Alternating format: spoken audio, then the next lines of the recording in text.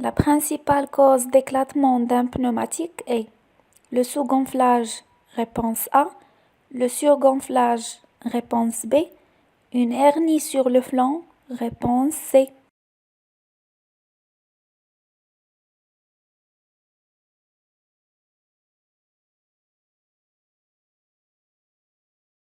Alors, quelle est la cause principale? Donc, attention déjà, on nous demande la cause principale. On ne peut pas avoir plusieurs bonnes réponses. Attention déjà de bien lire les questions. Donc, si jamais vous avez mis plusieurs réponses, automatiquement c'est faux. On nous demande la principale cause. Donc, la principale cause, c'est le sous-gonflage. Et si le pneu n'est pas assez gonflé, en fait, quand vous allez prendre des virages, le pneu va beaucoup se déformer. Et c'est ça qui risque principalement d'éclater. S'il est surgonflé, voilà, il va pas se déformer, il va pas éclater. Là, on n'est pas dans un surgonflage, vraiment très très fort forcément. Une hernie sur le flanc. Donc ça, qu'est-ce que c'est? Donc c'est une petite brosse, une petite bulle qui se trouve, qui peut se former si on frotte le trottoir ou choses comme ça. Et ça peut éclater aussi le pneu. Mais ce n'est pas la cause principale. Si jamais vous voyez quelqu'un éclater, généralement c'est qu'il est sous-gonflu.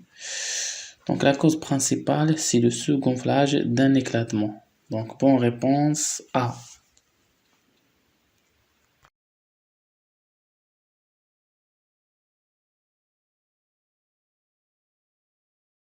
Je circule plus vite que les véhicules derrière moi. Je m'engage immédiatement. Oui. Réponse A. Non. Réponse B.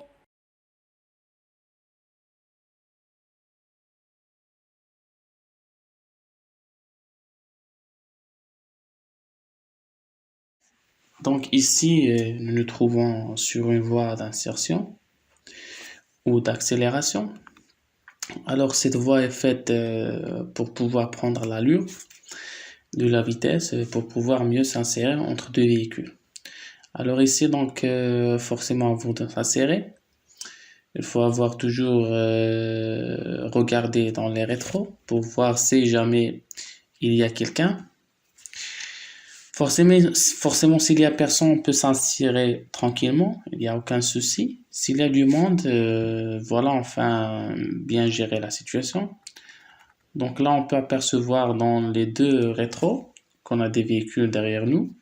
Donc un véhicule qui est quand même assez proche, on va dire, mais c'est stipulé que dans la question qu'on circule plus vite que les véhicules qui sont derrière. Donc du coup, plus je vais attendre, plus la distance va augmenter entre moi et le véhicule, puisque je circule plus vite. Donc si je m'engage tout de suite, est-ce que je vais gêner le véhicule qui est derrière moi? C'est surtout ça qu'il faut se poser la question, parce que là, on doit céder le passage à ceux qui sont sur cette voie rapide, autoroute. Donc, il ne faut pas gêner, c'est-à-dire il ne faut pas, à cause de nous, qu'ils soient obligés de ralentir. Si je m'engage tout de suite, est-ce que je vais gêner le véhicule? Donc, la réponse est non, puisque je circule plus vite que lui. Donc, je peux m'engager tout de suite, parce que si je ne m'engage pas, après on arrive à la fin de la voie, ça va être un petit peu compliqué. Donc si on circule plus vite que le véhicule qui sont derrière, il n'y a pas de souci, on peut s'engager puisque la distance entre nous va augmenter. Donc bonne réponse A.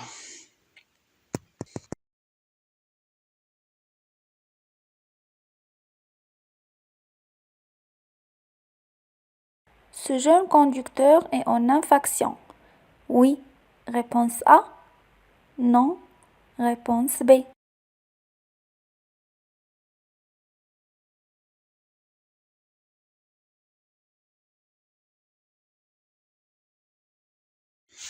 Donc ici, ce jeune conducteur se fait contrôler donc à l'alcoolémie avec un éthylotest. Donc comment ça se passe? Donc il souffle dans l'appareil et l'appareil va à peu près indiquer le taux d'alcool dans l'air expiré. Donc attention de ne pas confondre la mesure dans l'air expiré et la mesure dans le sang. Donc là, c'est l'air expiré. Donc ça se mesure en milligrammes par litre d'air expiré. Donc un jeune conducteur ne doit pas atteindre 0,10 mg par litre d'air expiré, ce qui est malheureusement le cas. Donc il est en infraction. Sera affiché 0,09, d'ailleurs pas de souci, mais à partir de 0,10 dans l'air, un jeune conducteur est en infraction. Si vous voulez faire donc le rapprochement dans le sang, donc il faut multiplier par 2. Je vous rappelle, dans le sang, ça à partir de 0,20 qu'on est en infraction en étant jeune conducteur. Je précise. Donc oui, malheureusement, il est en infraction. Bonne réponse A.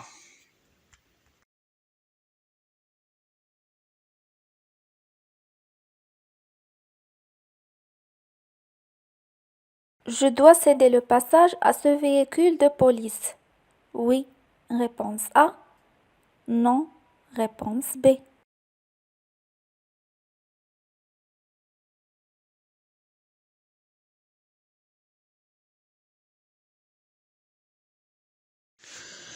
Donc ici, nous arrivons à une intersection. Donc je ma direction. Nous, on va tout droit. Et on a un véhicule qui vient de gauche. Ici, il n'y a aucune signalisation. Donc c'est la règle de la priorité à droite qui s'applique. Donc normalement, je n'ai pas cédé le passage au véhicule qui vient de ma gauche. Par contre ici, donc c'est un véhicule de police qui est en intervention pour ce qu'il a ses gyrophares allumés. Donc ce véhicule est donc prioritaire si ces gyrophares ne seraient pas allumés.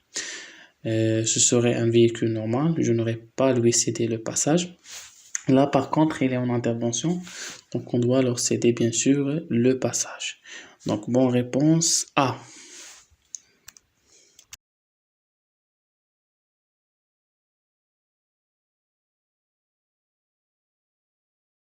Avec un véhicule équipé de l'ABS, les distances de freinage sur sol sec sont fortement plus courtes. Oui, réponse A. Non, réponse B.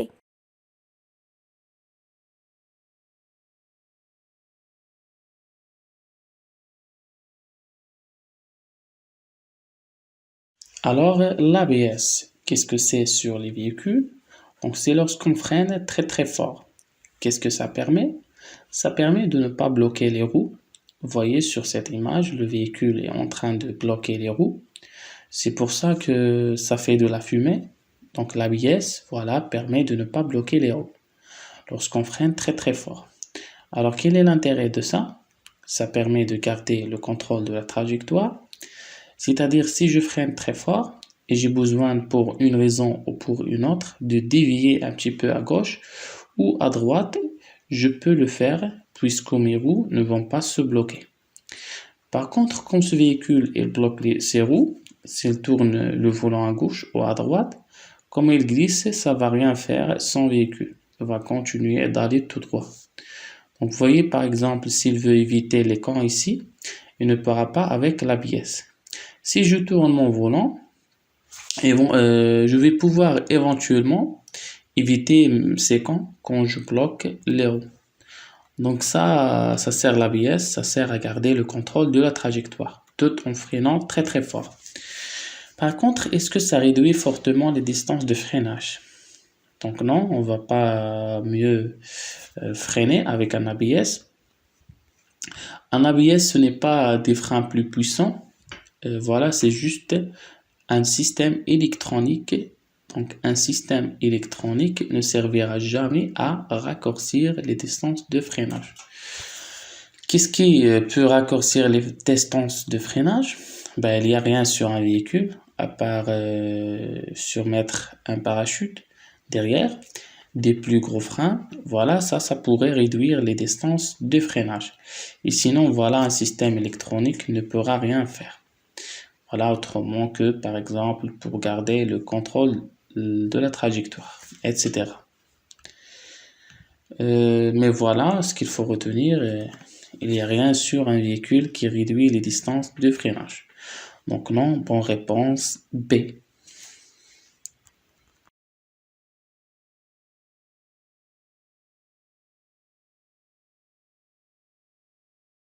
Pour tourner à gauche, je serre.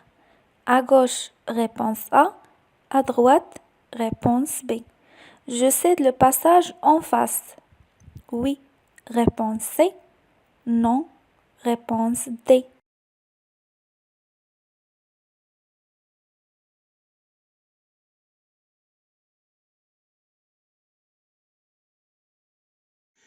Donc ici, nous arrivons à une intersection.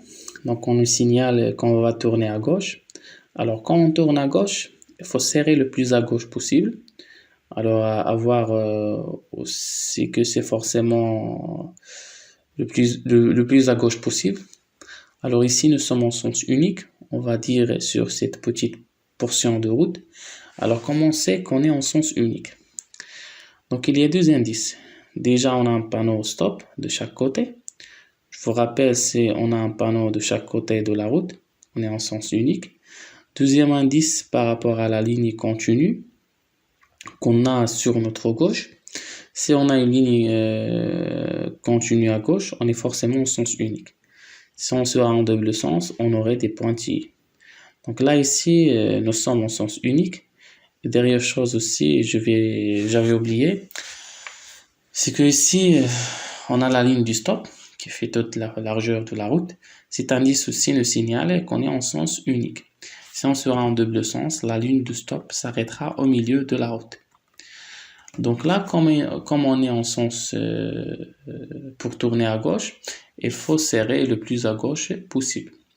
C'est-à-dire le long de cette trottoir, de cette ligne. Donc on serre à gauche, réponse A. Alors pour tourner à gauche, donc c'est la règle générale, il faut céder le passage en face. Parce qu'on devine avec les panneaux, ces panneaux ici, ceux qui arrivent en face ont aussi un stop. Et du coup, pour tourner à gauche, on cède le passage en face. Comme bien sûr, on cédera le passage à gauche et à droite. Donc, bonne réponse A et C.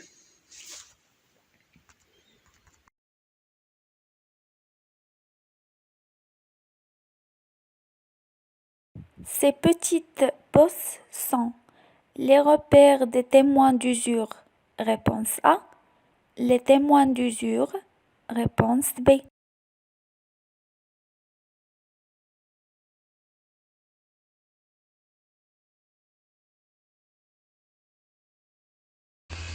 Alors, cette petite bosse donc dans les creuses, qu'est-ce que sont? Ce sont les témoins d'usure.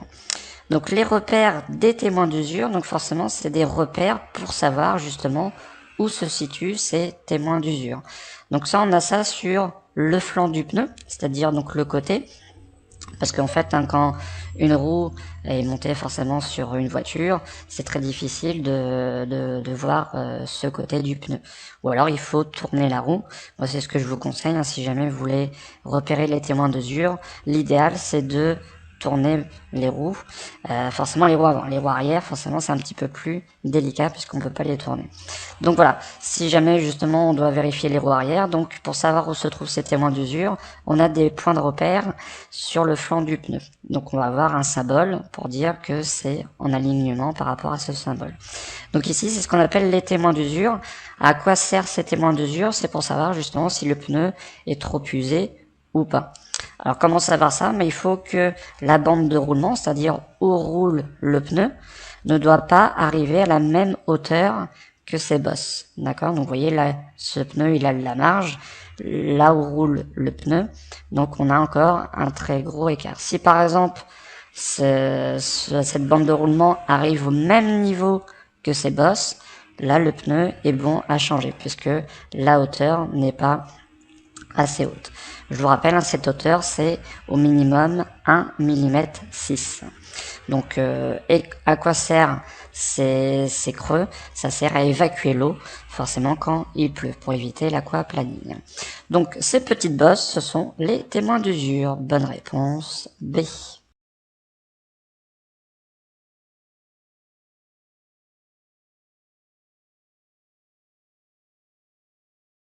Pour avoir une conduite économique, j'évite les accélérations nerveuses. Oui, réponse A. Non, réponse B. J'évite les freinages répétés. Oui, réponse C. Non, Réponse D.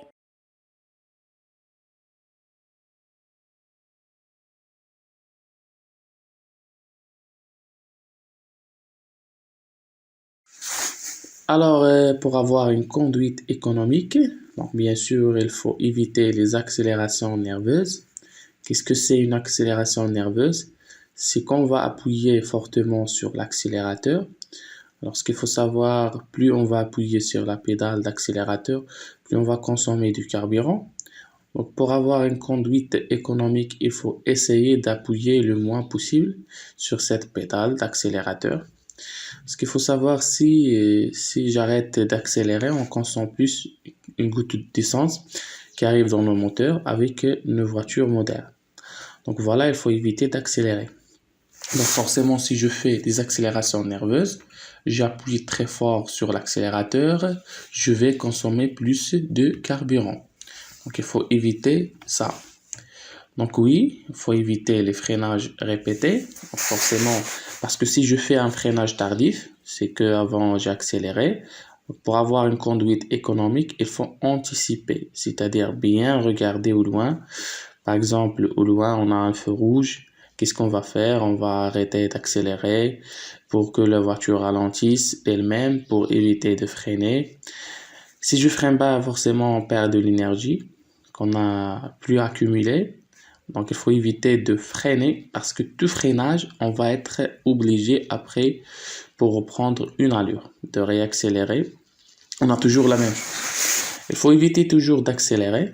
Donc, il faut éviter les freinages répétés. Moi, je freine, moi, je perds encore, entre guillemets, d'énergie sur l'accélérateur.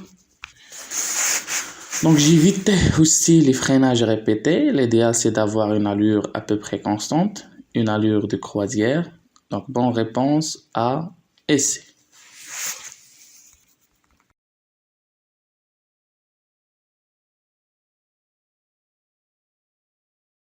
Je laisse passer le bus? Oui, réponse A. Non, réponse B.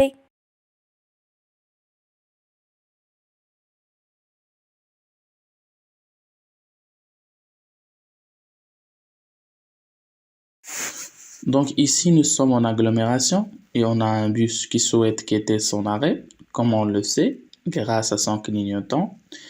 Donc ce qu'il faut savoir, la règle en ville, c'est uniquement quand un bus qui quitte son arrêt, il est prioritaire. Donc bien sûr, je vais laisser passer ce bus. Donc bonne réponse A.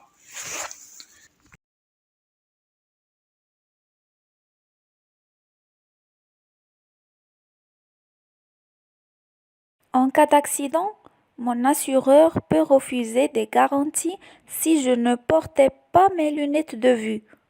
Oui, réponse A. Non, réponse B.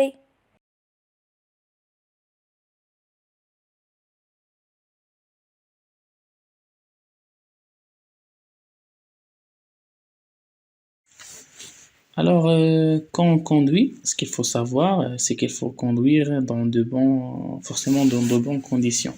Donc, ce qu'il faut savoir, que si on conduit à notre façon de conduire, par rapport à notre comportement, si c'est dangereux, forcément l'assureur peut refuser de couvrir nos garanties.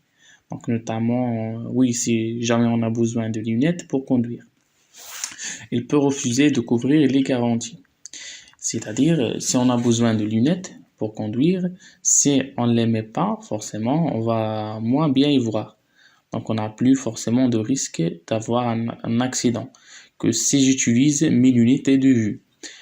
Ce qu'il faut savoir aussi, si on conduit dans un état alcoolique, donc on n'est pas dans un état normal, donc on ne devrait pas conduire. L'assureur aussi peut, dans ces conditions, refuser de couvrir les garanties. D'accord? Donc, il faut toujours conduire dans les meilleures conditions possibles. Donc, pas consommer d'alcool. Et notamment, voilà, si on porte des lunettes, il faut toujours les avoir. Je vous rappelle, au niveau des lunettes, on peut forcément conduire avec des lentilles. Donc, ça, il n'y a pas de souci. Par contre, si on conduit avec des lentilles, il faut avoir à portée de main les lunettes. Ça, c'est une obligation. Pourquoi? Parce que si jamais on perd une lentille, bah forcément, dans ces cas-là, il y a un œil qui va moins bien y voir. Donc, on a un risque d'accident plus élevé. Donc, il faut avoir porté deux mains les lunettes pour pouvoir recouvrir ce problème-là très rapidement, forcément. Donc, oui, un assureur peut refuser les garanties si je ne porte pas mes lunettes de vue. Bon, réponse A.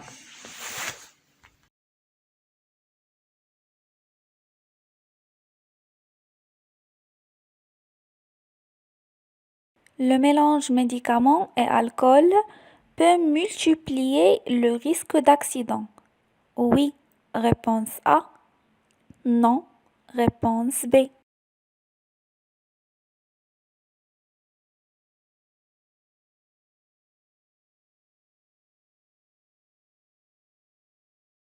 Donc oui, le mélange médicaments et alcool, forcément, donc amplifie surtout les effets du médicament et ça peut avoir forcément des effets très néfastes. Donc là, par exemple, si je prends un médicament de niveau 1 avec de l'alcool, ça peut monter au niveau 2, voire même au niveau 3, forcément. Alors que de base, ce médicament a des effets que d'un niveau 1. Donc jamais, voilà, allier les deux. Forcément, de toute façon, quand on conduit, il ne faut pas consommer d'alcool du tout. Donc, bonne réponse A.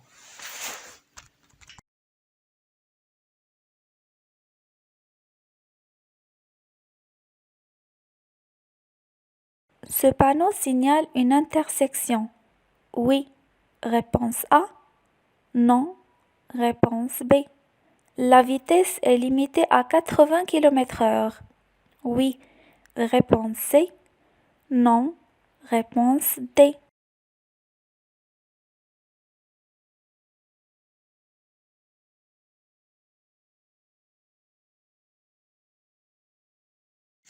Alors, ce panneau, est-ce qu'il signale une intersection?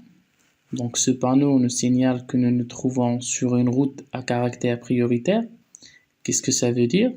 Ça veut dire qu'on est sur cette route d'être prioritaire à toutes les intersections, à la première, à la deuxième, à la troisième, etc., jusqu'à qu'on ait le panneau fin de route prioritaire, ou qu'on quitte cet axe prioritaire. Est-ce que ça signale une intersection? Non, ça signale juste qu'on va être prioritaire. Forcément, si on a ce panneau, forcément on va avoir des intersections, mais où on ne sait pas. Ce panneau ne signale pas une intersection. Non. Alors la vitesse est limitée à combien?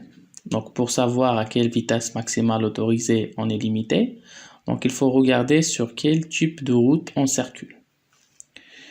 Donc pour que ce soit limité à plus de 80 km/h, il faut obligatoirement un terre-plein central pour être en sens unique. Est-ce que c'est le cas ici? Donc non, on a un petit air place ici, mais après on ne voit pas un terre-plein central, on est juste séparé par une ligne blanche. Donc là, on est en double sens de circulation, et en double sens de circulation, c'est limité à 80 km/h. Donc oui, donc bonne réponse B et C.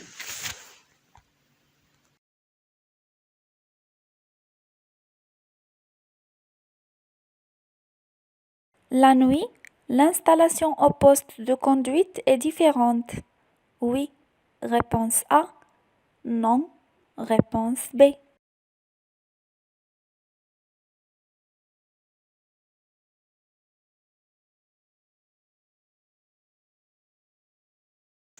Alors, que ce soit la nuit ou le jour, l'installation doit être la même. Ce n'est pas parce qu'il fait nuit qu'on va avoir une position différente. Donc voilà, ça change rien. Donc elle est différente. Donc non. Réponse B.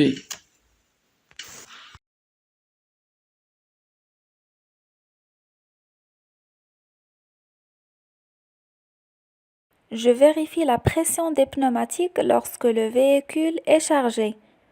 Oui, réponse A. Non, réponse B. Avant de faire un long trajet sur autoroute. Oui, réponse C. Non, réponse D.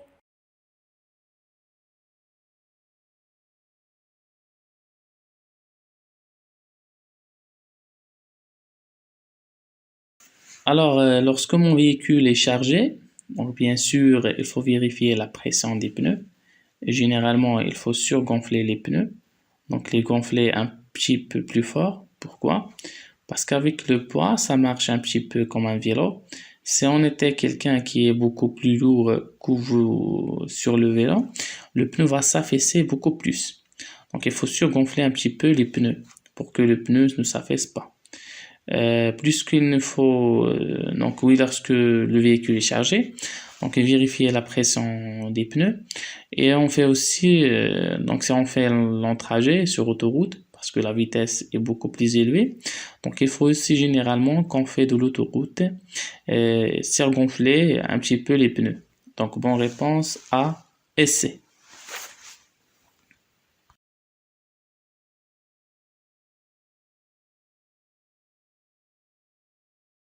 En conduisant, je peux envoyer un rapide SMS. Oui. Réponse A. Non. Réponse B.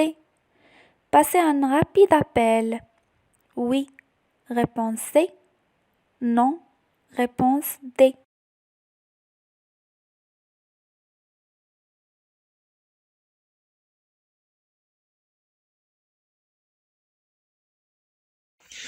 Alors, je pense que ça, tout le monde le sait.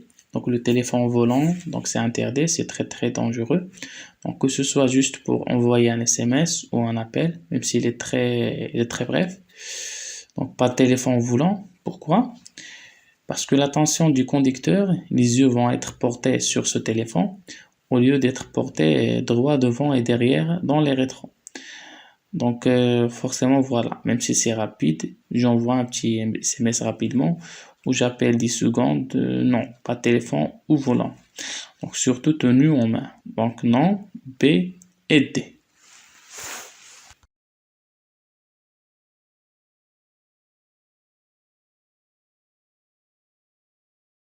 Le conducteur de ce véhicule peut partir tout de suite. Oui. Réponse A. Non. Réponse B.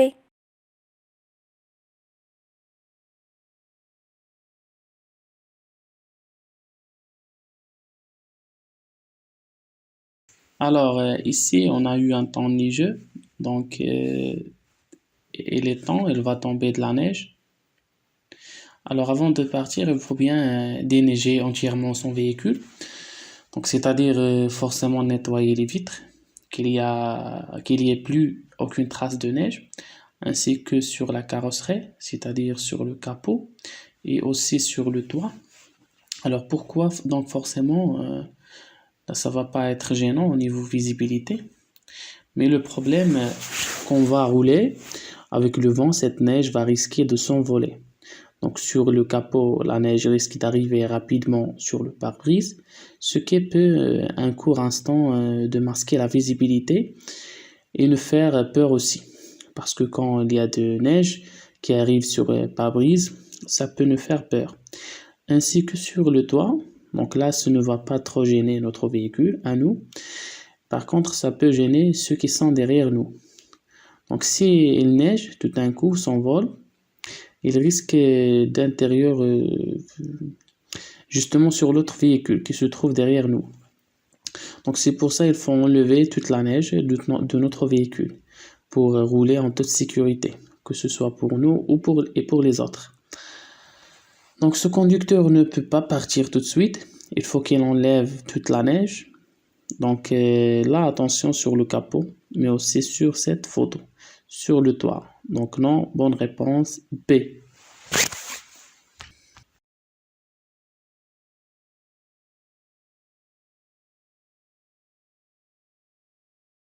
Je suis bien placé pour tourner à gauche. Oui. Réponse A. Non. Réponse B. Pour tourner à droite. Oui. Réponse C. Non. Réponse D.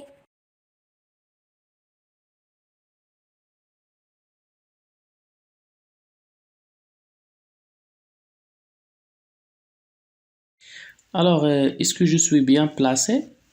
Alors déjà, on peut parler pour tourner à droite. Donc pour tourner à droite, il faut toujours rouler le plus à droite possible. surtout le plus à droite possible, qui est important.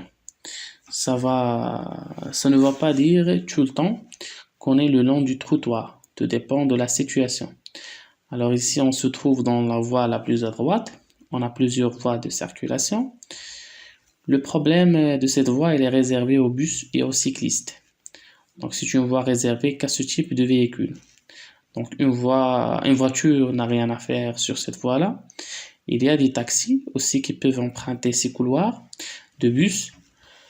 Donc du coup, dans tous les cas, que ce soit pour tourner à droite ou pour tourner à gauche, même pour aller en face, on est mal positionné. On n'a pas le droit de circuler dans une voie de bus. Donc bonne réponse B et D.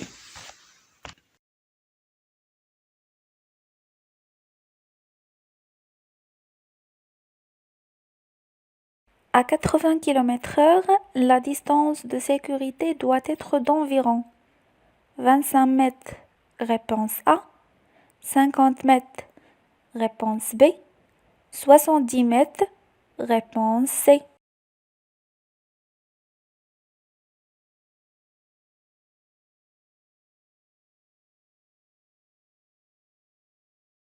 Alors, la distance de sécurité doit être d'environ.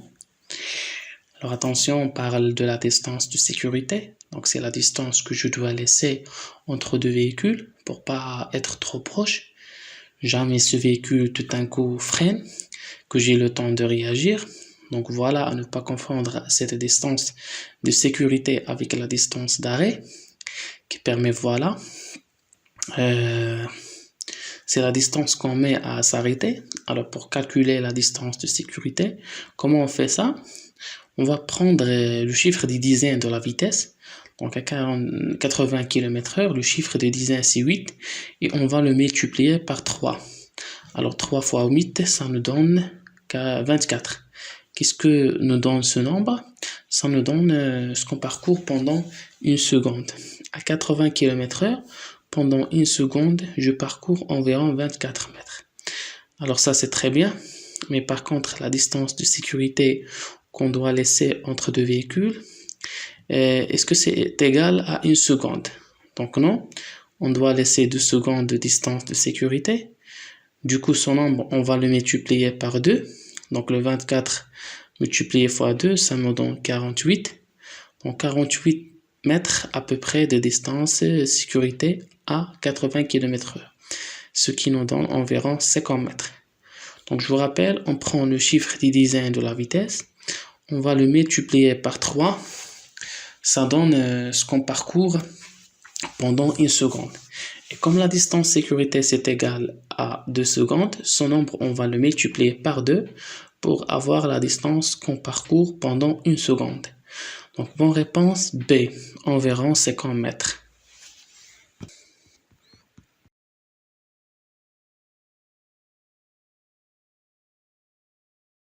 Pour continuer en face, je dois céder le passage au véhicule blanc. Oui, réponse A. Non, réponse B.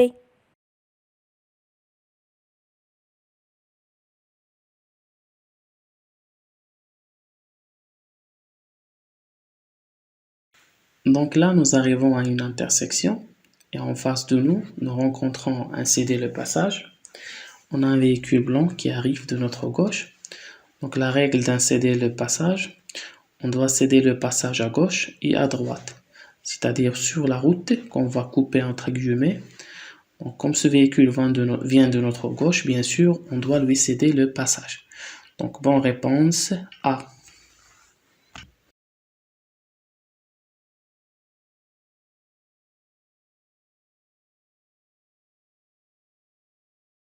J'ai mon permis depuis 5 ans et j'ai perdu tous mes points. Je suis interdit de conduire pendant 6 mois. Réponse A. 1 an. Réponse B. Je dois repasser l'examen du code de la route. Réponse C. Du permis de conduire. Réponse D.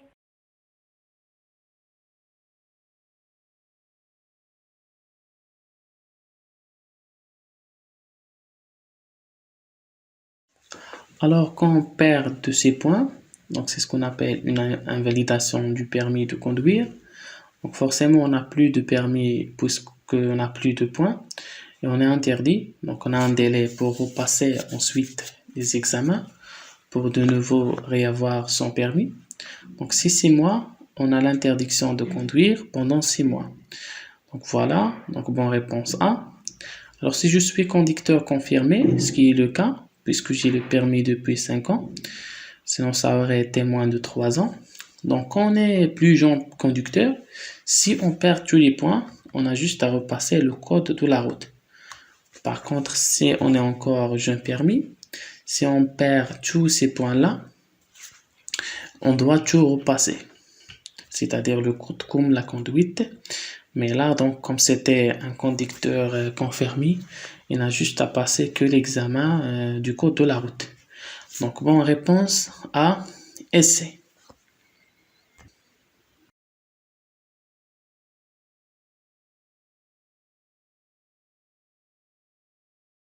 L'AFU, aide au freinage d'urgence, permet de raccourcir les distances de freinage. Oui. Réponse A. Non. Réponse B.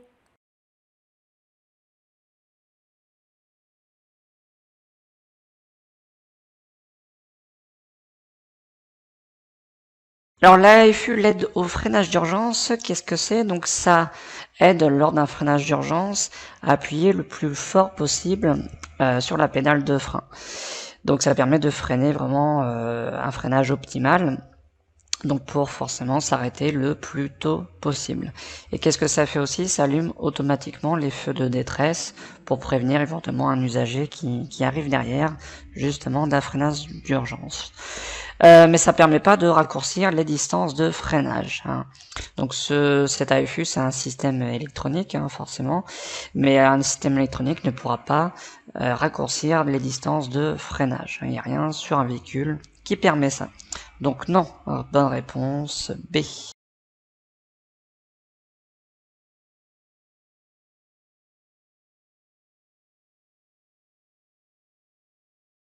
La chaussée est à double sens de circulation. Oui. Réponse A. Non. Réponse B.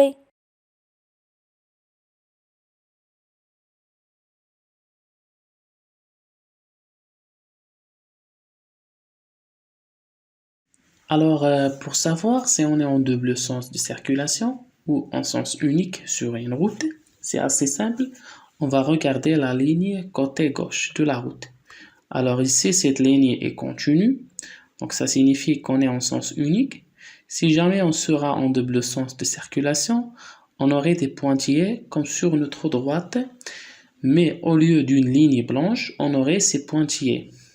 Donc dès l'instant on a une ligne continue sur notre gauche, on est en sens unique, donc cette chaussée est en double sens de circulation. Non, réponse B.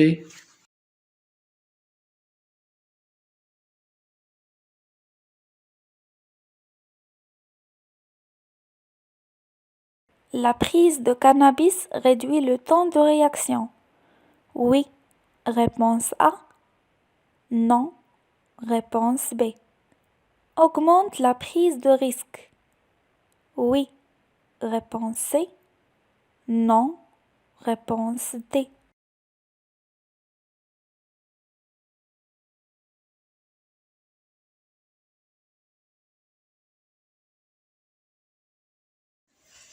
Alors, la prise de cannabis, est-ce que ça réduit le temps de réaction?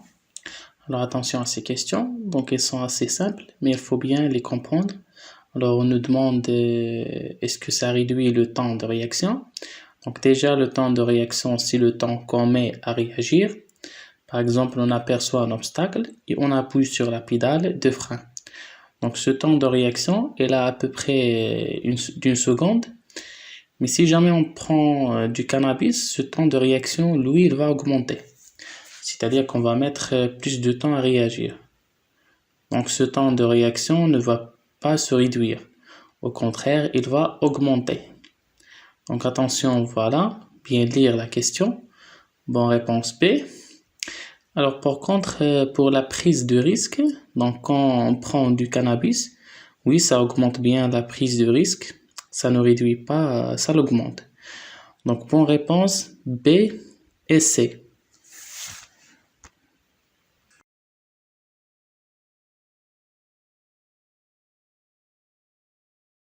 Ces véhicules sont des véhicules prioritaires. Oui. Réponse A. Non. Réponse B.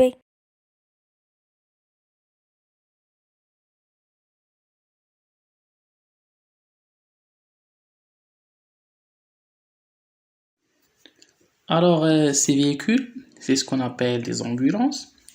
Alors, est-ce que les ambulances sont des véhicules prioritaires? Alors déjà, qu'est-ce que c'est un véhicule prioritaire? Un véhicule prioritaire, c'est un véhicule qui, lorsqu'il est en intervention, donc il a le droit est prioritaire, c'est-à-dire tout le monde doit le laisser passer.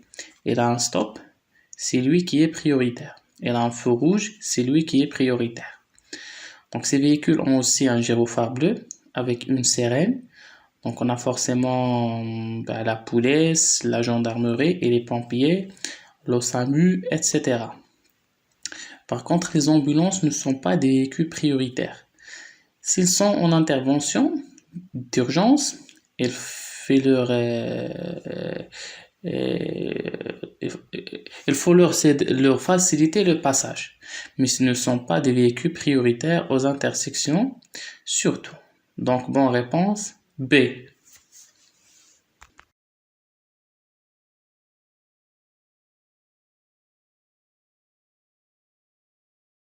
Ce véhicule circule lentement. Je dois le laisser s'engager. Oui. Réponse A. Non.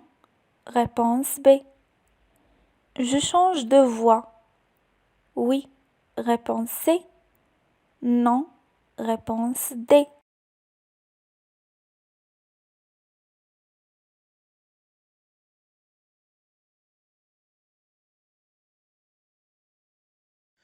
Alors, ce véhicule souhaite s'engager, donc sur une voie rapide ou sur une autoroute. Donc, ce qu'il faut savoir, c'est qu'il se trouve sur une voie d'insertion ou d'accélération. Et lorsqu'on se trouve justement sur cette voie d'insertion, on n'est pas prioritaire, on rencontre un panneau, c'était le passage. Donc ça, celui qui s'engage a de s'assurer de ne pas gêner les autres usagers. Donc, il circule lentement, je dois le laisser passer. Donc, ça veut dire, est-ce que je suis obligé? Donc, non, c'est moi qui est prioritaire. Donc, par contre, on peut lui faciliter le passage. Par exemple, ralentir pour laisser un bel intervalle pour qu'il puisse s'engager. Donc, ça, on peut le faire, on n'est pas obligé. Ensuite, est-ce que je change de voie? Donc c'est vrai que ce serait une solution de se mettre dans la voie de gauche pour lui permettre de bien s'insérer. Et je vous rappelle, avant de changer de voie, il va falloir vérifier sur la voie de gauche, forcément, s'il y a quelqu'un qui arrive. Et ça, on va l'apercevoir dans les rétros. Donc là, on voit bien qu'on a des véhicules qui circulent justement dans cette voie. Donc tout de suite, on ne peut pas changer de voie. Donc bonne réponse, B et D.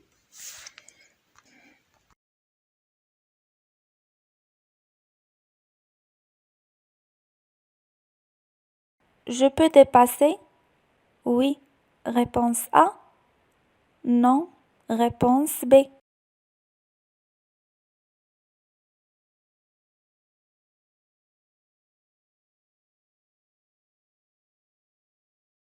Alors, quand on veut dépasser, donc il y a toujours trois choses à vérifier. Si on a l'autorisation, si devant on a assez de visibilité, ici derrière il y a personne qui ne dépasse. Alors la première solution, donc est-ce que j'ai le droit de dépasser? La ligne me l'autorise, donc pas de souci. Par contre, ce qu'on voit sur l'autre voie, on voit des flèches de rabattement. Je vous rappelle, ces flèches de rabattement donc, stipulent qu'on doit se rabattre. Pourquoi? Parce que bientôt cette voie va disparaître Et donc, on a toujours trois flèches pour nous indiquer ce rabattement. Donc, est-ce qu'on va entamer un dépassement? Qu'on a une flèche de rabattement? Non, parce que la première flèche de rabattement va se trouver à environ 150 mètres de la fin de la voie. Donc 150 mètres, c'est trop court pour effectuer un dépassement. Pour effectuer un dépassement, je vous rappelle, il faut environ entre 250 et 30 mètres. Donc là, on n'a pas assez de distance malgré qu'on avait personne qui nous dépasse derrière. Et là, la distance sera trop courte. Donc, je peux dépasser? Non. Réponse B.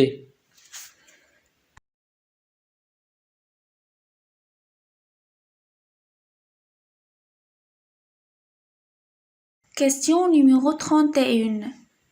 Quelles sont les activités qui peuvent perturber la conduite? Manger, réponse A. Téléphoner avec une oreillette, réponse B. Écouter de la musique, réponse C. Fumer une cigarette, réponse D.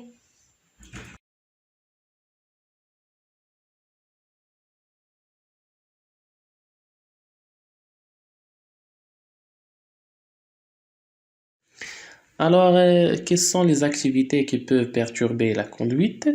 Donc, par exemple, si notre attention est vraiment portée sur autre chose, ou si par exemple nos mains ne sont pas disponibles. Donc, si je mange en conduisant, donc forcément mes deux mains ne vont pas être disponibles. Donc, forcément, ça peut perturber la conduite. Si jamais donc il faut réagir sur les commandes très rapidement, j'ai pas les deux mains disponibles. Alors, téléphoner avec une oreillette, donc ça forcément, ça perturbe la conduite puisque notre attention va être portée sur la conversation qu'on a au téléphone. Écouter de la musique, donc ça généralement, ça perturbe pas plus que ça. Plus que ça, on peut écouter de la musique tout en conduisant, parce que la musique c'est un fond sonore, on va pas forcément être très attentif à la musique. Par contre, fumer une cigarette, voilà, pareil, avoir donc la main, par exemple une main qui est en train de tenir une cigarette, donc on va pas forcément libre les mains, donc les activités qui peuvent perturber la conduite, donc sont manger, téléphoner et fumer. Donc bonne réponse A, B et D. Étant le premier, pour plus de sécurité, il est préférable de commencer par baliser les lieux, réponse A, alerter les secours, réponse B, évaluer l'état des victimes, réponse C, secourir, réponse D.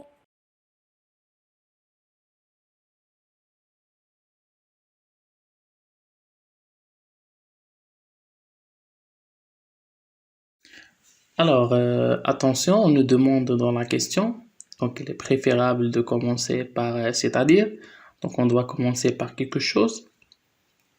Est-ce qu'il peut y avoir plusieurs réponses à cette question?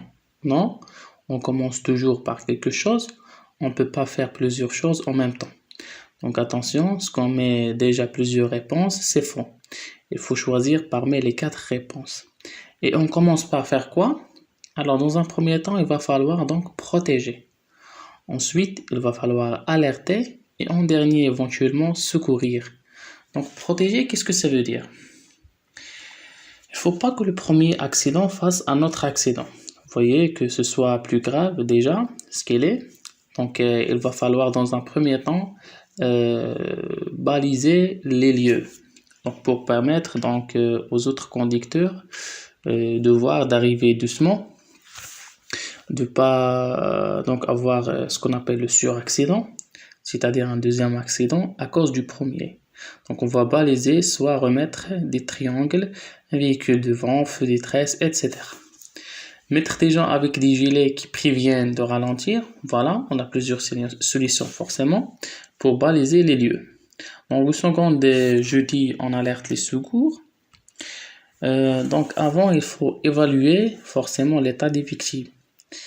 Et en dernier, en secours, mais dans un premier temps, on commence par paralyser les lieux. On protège. Bonne réponse A.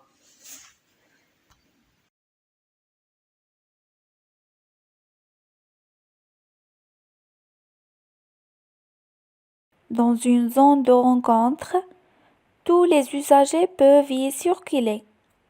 Oui. Réponse A. Non. Réponse B. La vitesse est limitée à 30 km/h.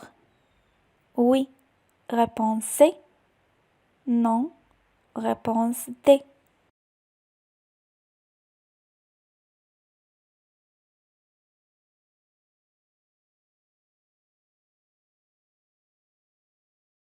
Alors, une zone de rencontre, donc est-ce que tout le monde peut y circuler?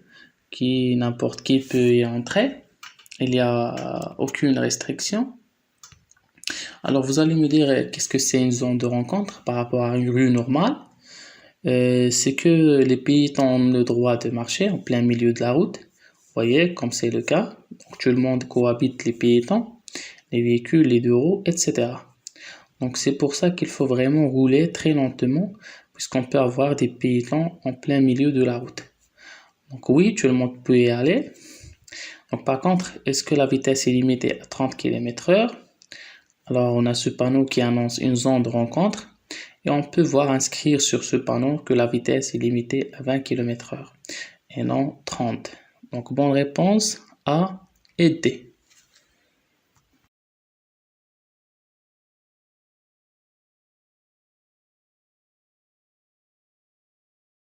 Je peux circuler en feu de croisement? Oui. Réponse A. Non. Réponse B. En feu de route? Oui. Réponse C. Non. Réponse D.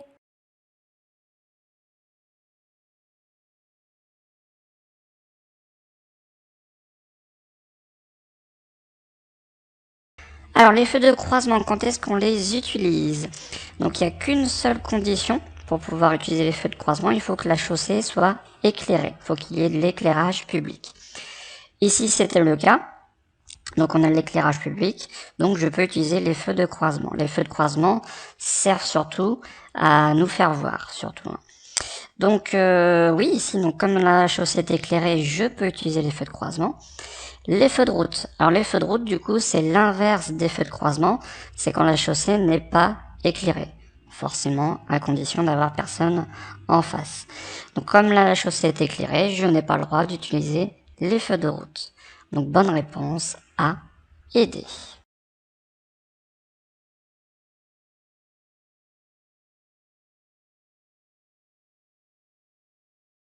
Lors d'un long trajet, je fais une pause au moins toutes les heures. Réponse A. Toutes les 2 heures. Réponse B.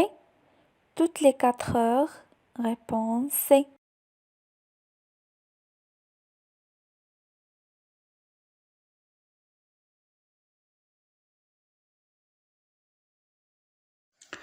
Alors, si je veux effectuer un long trajet, donc il est conseillé de faire une pause au moins toutes les 2 heures, d'accord? Donc, si au moins, ça veut dire au plus tard. Au plus tard, il faut essayer de ne pas dépasser les 2 heures. Alors, forcément, je peux faire une pause toutes les heures. Forcément, il n'y a pas de souci. Mais il faut éviter de dépasser 2 heures de conduite d'affilée. Et petit rappel, une pause, c'est au minimum un quart d'heure, 15 minutes. Sinon, si on s'arrête, on repart aussi tôt, ça sert à rien. Si on n'appelle pas ça une pause, donc c'est au moins toutes les 2 heures. Bonne réponse B.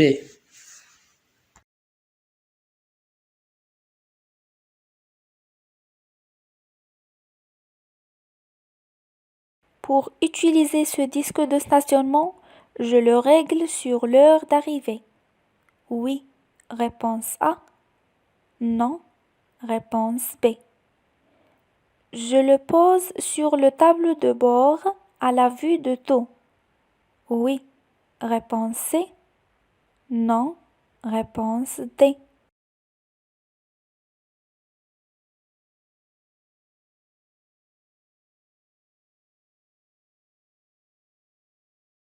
Alors, quand on a ce type de panneau, donc ça nous annonce que le stationnement est interdit, sauf si j'utilise un disque de stationnement.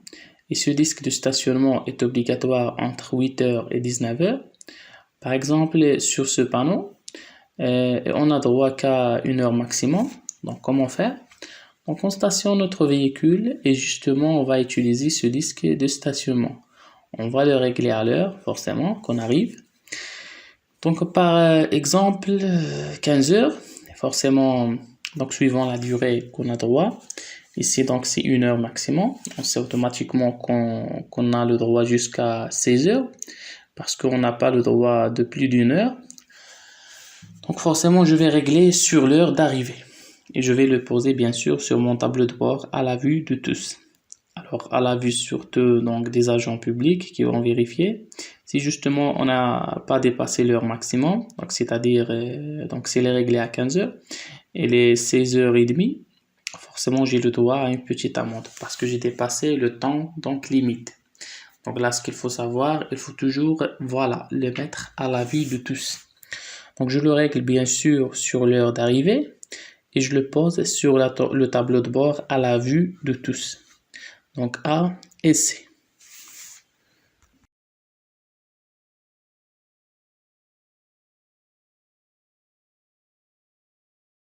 Pour dépasser ce cycliste, je peux laisser un intervalle de sécurité de 1 mètre, réponse A, 1,50 m, réponse B, 2 mètres, réponse C.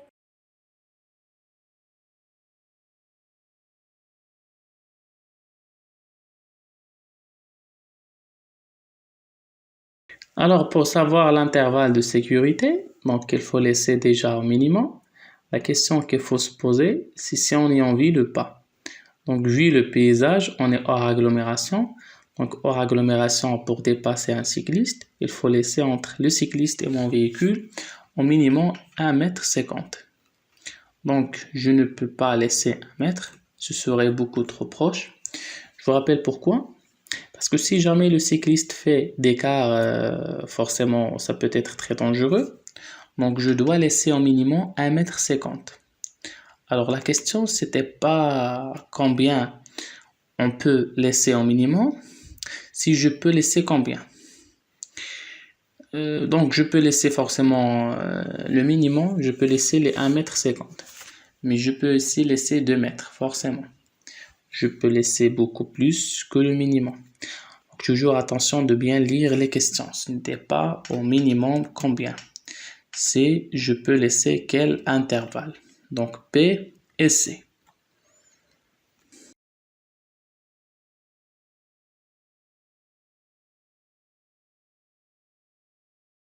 Rouler avec les vitres ouvertes entraîne une surconsommation importante en ville.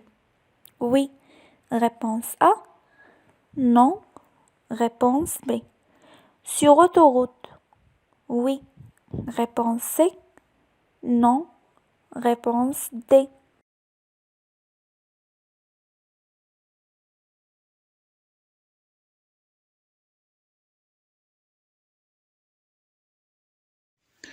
Alors, quand on circule, quand on avance avec un véhicule, ce qui nous freine surtout, quand on roule assez rapidement, c'est l'air. Donc l'air va circuler tout autour de la voiture. Donc dessus, sur le côté, si jamais on a les vitres ouvertes, qu'est-ce qui se passe? L'air va s'engouffrer dans la voiture et l'air donc va s'arrêter où? Va s'arrêter surtout au niveau de la vitre arrière, s'il pénètre dans la voiture. Donc, ce qui va freiner la progression des véhicules. Et tout ce qui freine la progression du véhicule fait forcément consommer plus de carburant. Alors, est-ce que ça entraîne une surconsommation importante en ville? Donc, en ville, parce qu'on ne circule pas à très vive allure. Donc, la surconsommation n'est pas très importante. Donc, même, elle est préférable quand il fait chaud de rouler avec les vitres ouvertes, plutôt que d'utiliser la climatisation. Il va consommer beaucoup de carburant. Donc en ville, comme l'air on circule pas très vite, la pénétration dans l'air ne va pas être très importante. Donc, on n'a pas une surconsommation importante de carburant. Par contre, sur autoroute, là, forcément, comme on roule beaucoup plus vite, on a beaucoup plus d'air qui va arriver dans le véhicule, ce qui va le freiner beaucoup plus qu'en ville. Donc, la surconsommation est importante sur autoroute. Et forcément, c'est très désagréable d'avoir les vitres ouvertes sur autoroute. Ça fait beaucoup d'air. Donc, bonne réponse B et C.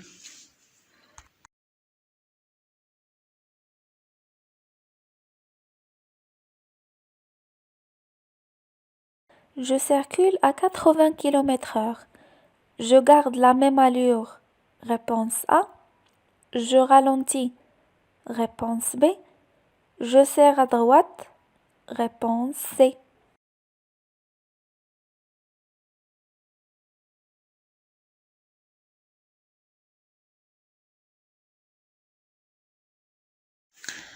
Alors ici, je circule à 80 km/h, donc c'est la vitesse maximale qui est autorisée hors agglomération. Et là, on arrive à une situation, on a un véhicule qui vient de la route, qui se trouve sur notre droite, et vu comment il se trouve, il a un petit peu tardé à s'engager, donc forcément, moi j'arrive vite, donc qu'est-ce qu'il va falloir faire pour plus de sécurité? Donc bien sûr, il va falloir ralentir, même si on peut dire qu'il est déjà passé, il faut mieux ralentir. Et bien sûr aussi serrer au maximum à droite. Alors, pas rouler en dehors du pointillé, et on va serrer au maximum à droite pour passer le plus loin possible de ce véhicule qui a tardé à s'engager. Donc je ralentis et je serre à droite. Bonne réponse B et C.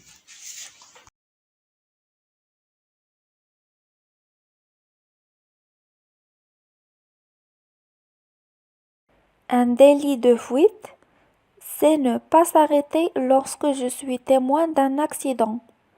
Oui. Réponse A. Non. Réponse B. C'est ne pas s'arrêter lorsque je suis impliqué dans un accident. Oui. Réponse C. Non. Réponse D.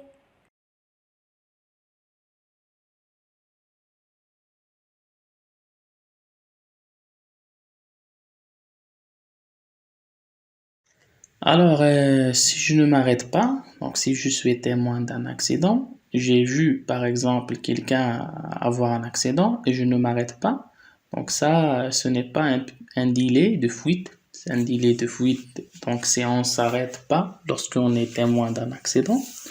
Donc ça, c'est ce qu'on appelle non-assistance à personne en danger. Donc ce qu'on n'appelle pas un délai de fuite. Par contre, donc si je suis impliqué dans un accident, et je m'enfuis, donc je ne m'arrête pas. Donc là, c'est ce qu'on appelle un délai de fuite. C'est très grave, ce qui est très grave. Donc bonne réponse B et C.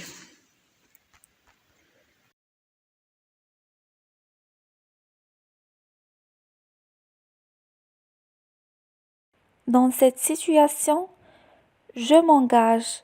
Réponse A. Je m'arrête. Réponse B.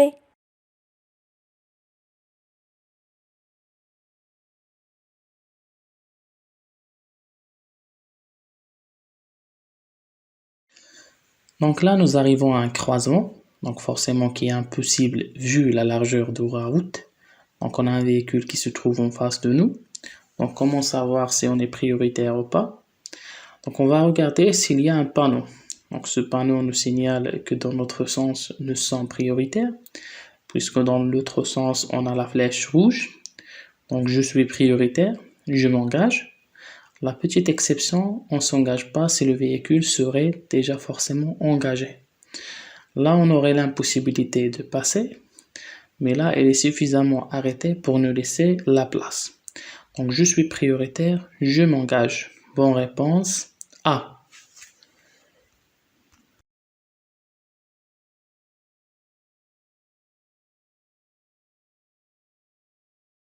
Dans une zone de rencontre, les piétons sont prioritaires. Oui. Réponse A. Non. Réponse B. La vitesse y est limitée à 20 km/h. Oui. Réponse C. Non. Réponse D.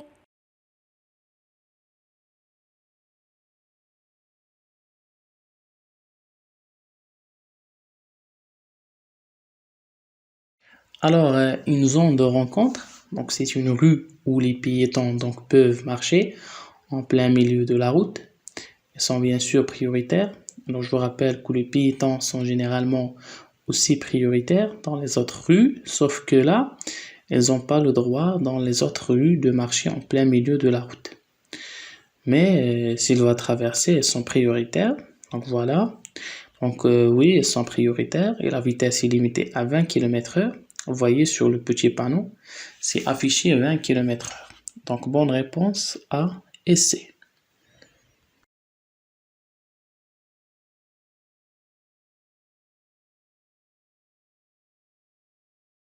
J'actionne le clignotant et je pars immédiatement. Oui. Réponse A. Non. Réponse B.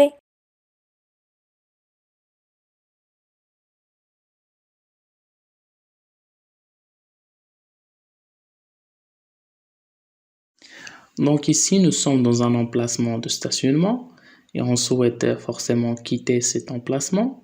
Donc avant de quitter cet emplacement, il faut vérifier forcément si on peut le faire. Donc il va falloir regarder derrière nous, donc dans le rétro, ainsi que dans l'angle mort, et aussi vérifier ce qui se passe devant nous pour savoir si on gêne personne. Donc ici, nous regardons dans le rétro. Le problème de ce rétro, c'est qu'on a un véhicule qui est derrière nous. Le véhicule a ouvert sa portière. Le problème de cette portière, c'est que ça nous cache la visibilité au loin. C'est jamais un véhicule qui arrive sur cette route. Donc là, le problème, si je m'engage tout de suite, un véhicule peut surgir. Donc là, par rapport au rétro, je n'ai pas une assez bonne visibilité pour voir au loin si tout de suite je peux m'engager.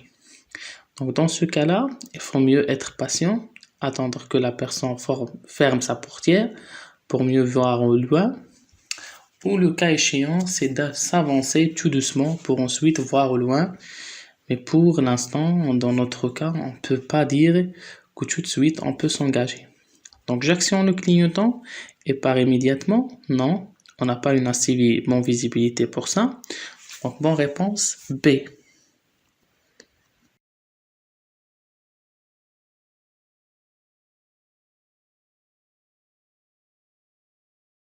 Je peux utiliser les feux de croisement. Réponse A. Route. Réponse B. Je peux utiliser le feu de brouillard. Avant.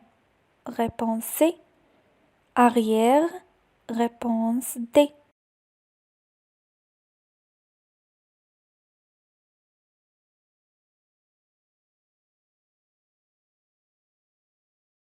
Alors, est-ce que je peux utiliser les feux de croisement, les feux de route? Alors, les feux de croisement, on les utilise dans les endroits, la nuit, forcément, quand la chaussée est éclairée.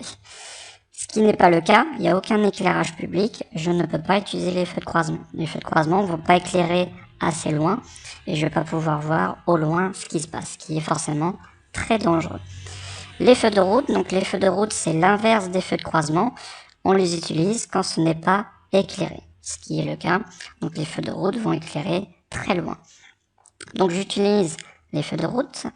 Est-ce que je peux utiliser donc les feux de brouillard avant ou arrière? Donc les feux de brouillard avant, on les utilise par temps de brouillard, neige, pluie, et la nuit sur les routes étroites et sinueuses. Donc là, on a aucun temps, il fait pas mauvais. Par contre, on est sur une route étroite et sinueuse. Donc je peux utiliser les feux de brouillard à l'avant. Je vous rappelle le petit point de repère. Donc on a la banque BNP, B pour brouillard, N pour neige, P pour pluie. Il faut penser à rajouter la nuit sur les routes étroites et sinueuses. Les feux de brouillard à l'arrière, donc c'est les petits gâteaux BN, donc B pour brouillard, N pour neige. Donc là, il n'y a pas de brouillard, il n'y a pas de neige. Je ne peux pas utiliser les feux arrière de brouillard. Donc bonne réponse, B et C.